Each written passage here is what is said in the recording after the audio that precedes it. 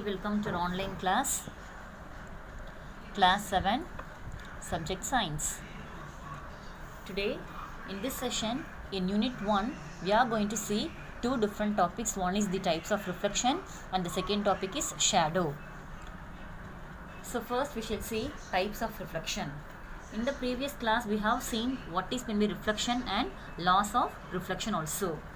So today we are going to see types of reflection. On a mirror, we can see our image but not on the wall. Do you know the reason? Both the surface reflects light. Only because the reflected light comes to our eyes, we are able to see. If the wall was not reflecting light, then we cannot see it. We saw earlier that the light reflects off surfaces in a very predictable manner in accordance with the law of reflection. The law of reflection holds good for all the surfaces irrespective of the shape. Vertical surface, angled surface, and even over the curved surface, the laws of reflection holds good. As long as we can draw the normal perpendicular to the surface at the point can be drawn, the angle of incidence at that point will be equal to the angle of reflection. So there are two different types of reflection. One is the diffuse reflection and the second one is specular reflection. So there are two types of reflection. One is the diffuse and the second one is specular reflection. So in case of diffuse reflection, the surface will be highly rough. The law of reflection is always observed regardless of the orientation of the surface. And if the surface is smooth and flat, all the points on it have the normal in the same direction. Therefore, a set of parallel rays striking the surface will be reflected at an angle, but the rays themselves will still remain parallel to each other.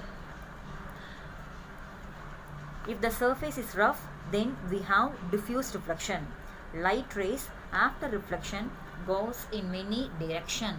For example, if you see in this picture, these are all the light rays, and these light rays it gets falls on the rough surface, and hence finally the reflected rays goes in any direction or it goes in all the direction. So it is said to be diffuse reflection. If the surface is rough, then we do have diffuse reflection.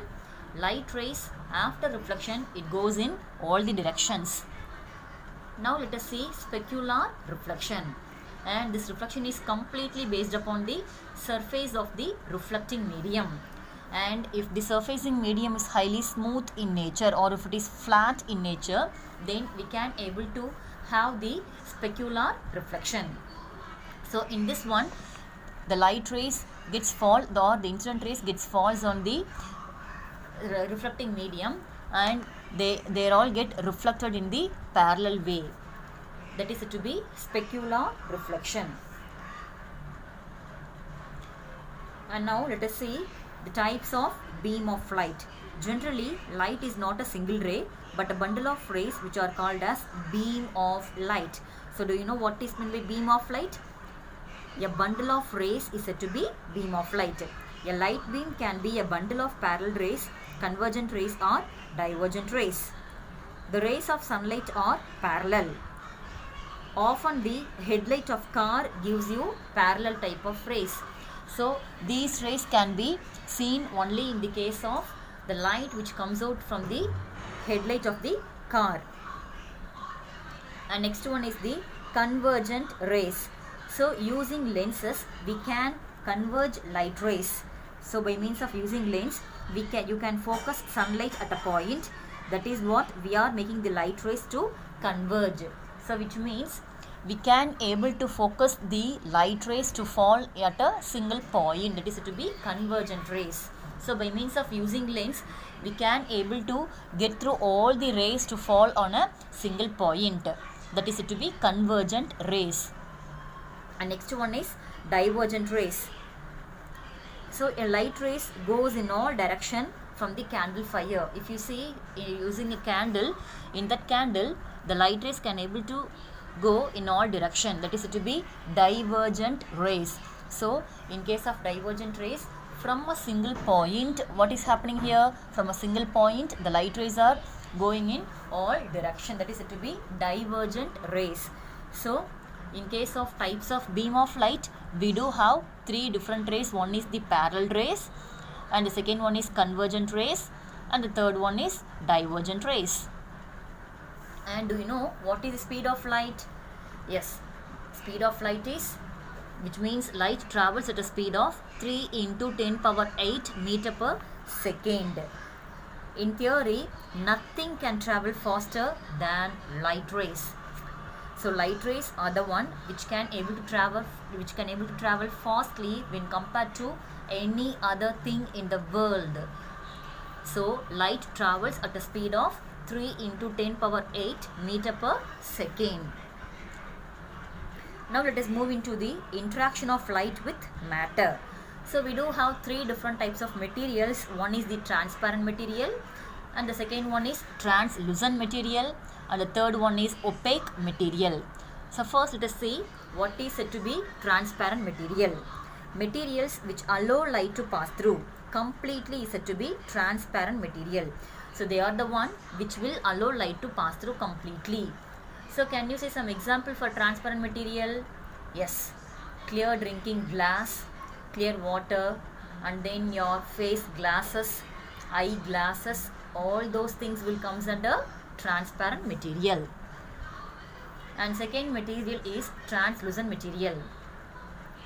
These are the one which will allow light rays partially is said to be translucent material. For example, we cannot see the image of someone who stands behind a rough window glass. In your house, you can able to see the window glass. From the window glass, you can able to see only the partial image of the object. That is said to be translucent material. And next one is opaque material. In case of opaque material, they won't allow, or which will not allow light to pass through, is said to be opaque material. That is the meaning for opaque, which means it will not allow light to pass through. For example, we can say things like wall, bricks, and then cupboard, bureau, all those things won't allow light to pass through. So they are the examples for opaque material. So these are all the three different types of materials. And next topic is shadow. As we saw earlier, light is obstructed by certain materials. Hence, it cannot go around such objects. That is why we see shadow. So, shadow is always against opposite side of light source. It is caused by opaque objects that stop light from propagating. And the parts of shadow are umbra and penumbra. When an opaque object is placed in the path of light from a point source, a uniform dark shadow will appear on the screen. You may able to see a shadow in the form of a uniform dark one. This shadow is said to be umbra. When an opaque object is placed in the path of light coming from a broad source of light, a small umbra will appear on the screen and an illuminated shadow area appears around umbra. This illuminated shadow area is said to be penumbra. So, umbra and penumbra are the two parts of shadow. And now we shall see the properties of shadow. All objects do not form shadows, and only opaque objects will form shadow. Shadows will be formed in the opposite side of light source. It cannot be determined in the properties of an object by its shadow. The shadows are always dark, whatever may be the color of your object or whatever may be the color of your light rays. And light source, opaque object or shadow, all will lie in a straight line. The size of shadow depends upon the distance between your light source and object, and the distance between object and the screen also. These are all the properties of shadow. So in our today's session, we have seen types of reflection and shadow. Thank you, children.